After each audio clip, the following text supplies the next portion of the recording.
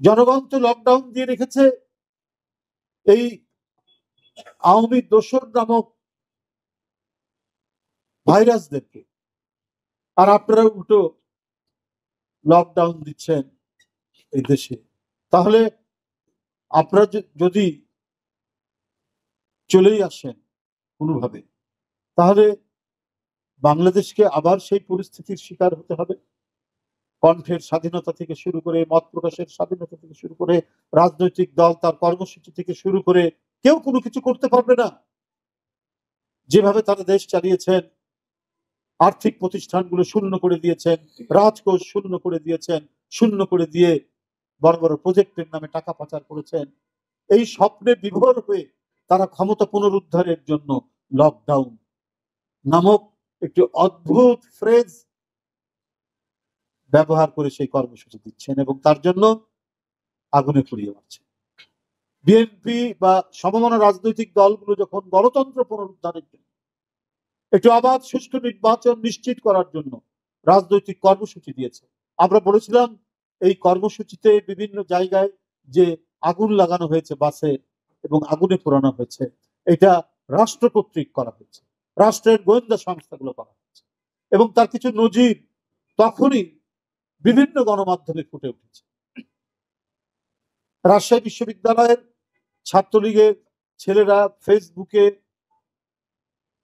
তারা পোস্ট করেছে, কাজ করে কারা আর মানে নাম হয় কাদের, আমরা লাগালাম আগুন আর দোষ করছে।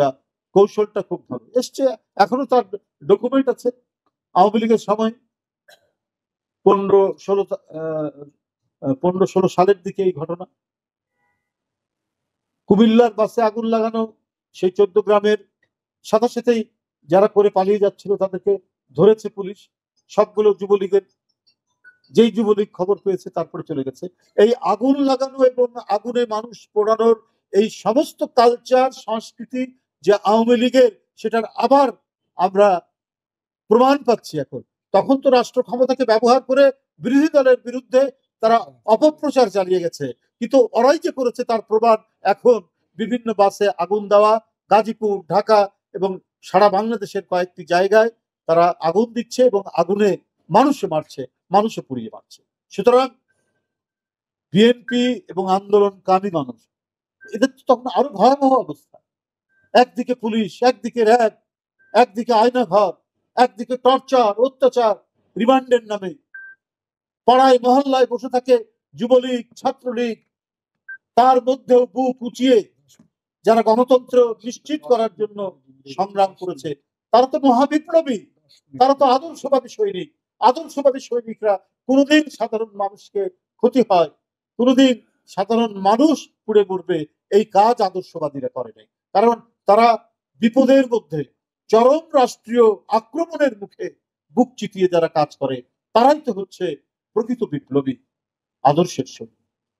আর যারা গুপ্ত ঘাতক, যারা দেশে রাষ্ট্র ক্ষমতায় থাকা অবস্থায় জনগণের টাকা লুট করে, যারা এক একটা নিজের এলাকায় সাদ্দাদের বেহেশত তৈরি করেছে, তারা তো জনগণের প্রতি কোনো দরদ থাকবে না। এখন তারা ওই সময় লুটের যে আনন্দ, ভোগের যে আনন্দ, বিলাসের যে আনন্দ, এই ভোগ বিলাসের আনন্দের কথা শেখ হাসিনা ভুলতে পারছে না, আওয়ামী নেতারা ভুলতে পারছে না। এই কারণেই তারা অবৈধ সন্ত্রাসী পন্থা অবলম্বন করে একেবারে চোরাগুপ্ত ভাবে জনগণের উপর আক্রমণ।